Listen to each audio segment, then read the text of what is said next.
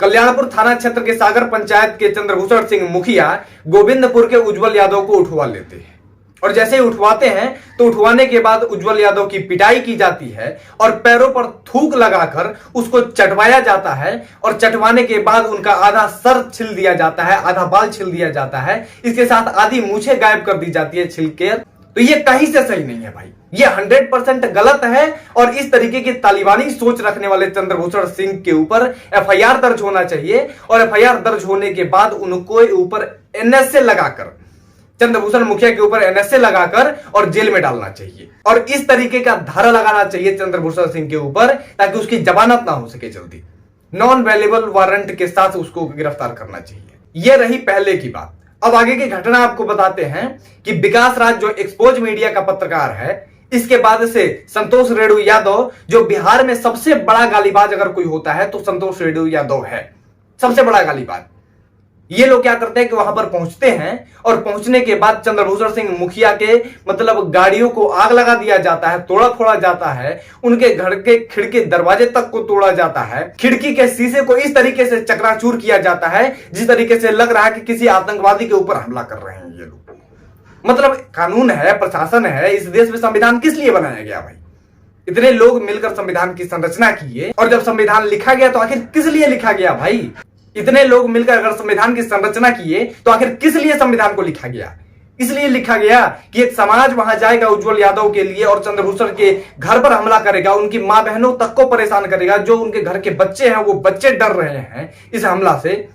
अब सीधी सी बात है, आपके घर पे अगर हमला होता है और हमला कम से कम 200 से 300 लोग वहां पर पहुंचते हैं लाठी डंडा लेकर और आपकी गाड़ी को तोड़ते हैं इस तरीके से जैसे लग रहा है चकनाचूर कर देते हैं गाड़ी को। उसके बाद से खिड़की दरवाजे के एक एक शीशा को इस तरीके से बोटी बोटी मतलब छोटे छोटे चूरा बना देते हैं। अगर वहां पर कोई आदमी होता उनके घर का सदस्य तो उनके साथ अगर किस प्रकार का व्यवहार होता ये मतलब बताने की जरूरत नहीं है। ये तो अच्छा हुआ कि उनके घर की कोई मां बहन, कोई बेटी वहां पर निकलकर सामने नहीं आई। अगर कोई उनके घर की बेटी निकल कर आती तो उसके साथ ये लोग बलात्कार भी करने से पीछे नहीं हटते। इस तरीके से घटिया रवैया अपनाई जाती है इस देश में और बिहार को पूरे तरीके से ये लोग बदनाम करके रख दिए हैं।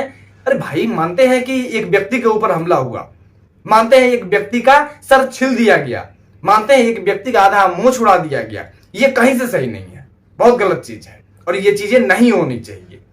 देखिए इसका मतलब क्या हुआ? कानून है, प्रशासन है और प्रशासन अपना काम करेगी। प्रशासन गिरफ्तार करती चंद्रभूषण मुखिया को और गिरफ्तार करने के बाद उसको कड़ी से कड़ी सजा देती। देखिए आप कौन होते हैं जी वहां पर जाकर हमला करने वाले? आप मतलब आप होते कौन है? और ये विकास राज जो है अपना मुंह बांधकर वहां पर गया था और ये बोल रहा है कि वहां पत्रकारिता करने गए थे। मुंह बांधकर कौन सी पत्रकारिता होती है जी? मुंह छुपाकर पत्रकारिता की जाती है। और अगर मुंह छुपाकर पत्रकारिता तुम करने गए थे वहां पर, तुम्हारे हाथ में यहाँ जो जिस भीड़ में तुम दिख रहे हो, इस भीड़ में माइक कहां है तुम्हारा? ये पत्रकारिता करने गए थे कि लोगों को उकसाकर और एक व्यक्ति के घर पर हमला करवाते हो। मानते हो वो व्यक्ति कसूरवार है, कसूरवार है तो उसको सजा कानून देगी, कसूरवार है तो उसके लिए कानून है, प्रशासन है, संविधान है। अरे वहां पर तुम्हारा विधायक है, तुम्हारे समाज का, तुम्हारे समाज की सरकार है। हम ये मतलब राजपूतों को और यादव को झगड़ा करवाना नहीं चाहते हैं और ना यादव को हम टारगेट कर रहे हैं, लेकिन सीधी सी बात है यादव की सरकार है बिहार में। अगर यादव की सरकार बिहार में है, इसके बाद भी ये लोग गुंडई कर रहे हैं इस तरीके से, ये कहीं से सही नहीं है और यादव लोगों को तो समझ में आता नहीं है। टुच्चा जैसे लोगों के कहने पर, टुच्चा जैसे लोगों के बरगलाने पर ये लोग पहुंच गए और पहुंचने के बाद जाकर वहां हमला कर दिए। और एसपी का जब आदेश आया कि ये जो भी वीडियो है इस वीडियो में एक एक व्यक्ति की पहचान की जाएगी और व्यक्ति की पहचान करने के बाद इनको गिरफ्तार किया जाएगा। संतोष रेणु यादव तो गिरफ्तार होगा नहीं क्योंकि सीधा ही मुख्यमंत्री उप मुख्यमंत्री का हाथ है। विकास राज तो गिरफ्तार नहीं होगा क्योंकि हमेशा ही आरजेडी के लिए वो बोलता है, लड़ता है, आवाज उठाता है। अरे गिरफ्तार कौन होगा? यादव के वो छोटे छोटे लड़के गिरफ्तार होंगे, यादव भाइयों के वो जवान भाई गिरफ्तार होंगे जो वहां पर जाकर हमला किए हैं, जो जाकर एक पत्थर फेंका है ना, उसकी भी गिरफ्तारी होगी और वो भी 3 महीने 6 महीने 1-1 साल 3-3 साल तक की सजा काटेगा।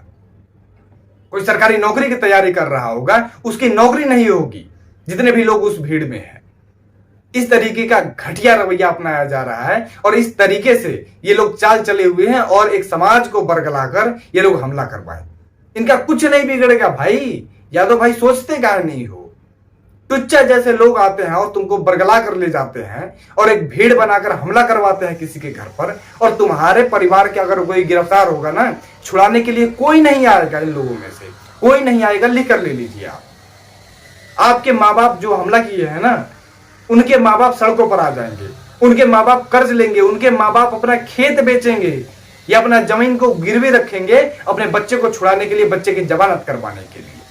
बाकी सब अच्छा चल रहा है, कर लो ऐसे ही हमला, कर लो ऐसे ही अपने माँ बाप को बदनाम, कर लो अपने परिवार को बर्बाद। बाकी वीडियो को इतने में रोकते हैं। जय हिंद, वंदे मातरम और हर हर महादेव।